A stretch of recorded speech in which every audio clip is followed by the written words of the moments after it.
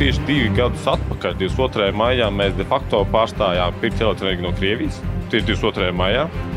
Un šis arī tāds zināms brīdis, ka tas sinhronais komandas pirmais kas mums garantēs to drošību un stabilitāti. Ar katru dienu mēs paliekam ar vien lielākā drošībā un neatkarībā no ārējiem faktoriem. Jā, Latvija ir brīva un neatkarīga valsts, un tādai ir arī jābūt Latvijas energosistēmai.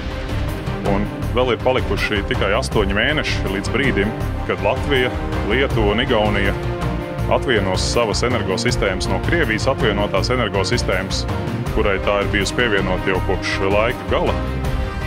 Un jā, šobrīd frekvences Latvijas energosistēmā tiek regulēti no Krievijas, bet ar šī sinhronā kompensatora un citu iekārtu palīdzību mēs to darīsim paši. Un pēdējo gadu laikā sinhronizācijas sagatavošanai augstsprieguma tīkls ir ieviesis daudz projektus. Uz šo brīdi jau ir pabeigti visi līniju rekonstrukciju un jaunu līniju izbūves projektu vairāk kā 500 km garumā visā Latvijā. Tātad mēs virzamies ļoti produktīvi uz nosprausto mērķi.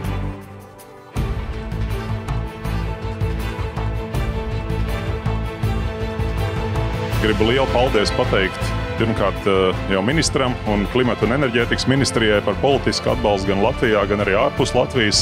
Liels paldies mūsu sadarbības partneriem Siemens Energy par lieliskas tehnoloģijas piegādi, arī Enersense Latvija par lielisku sadarbību būvdarbu veikšanā.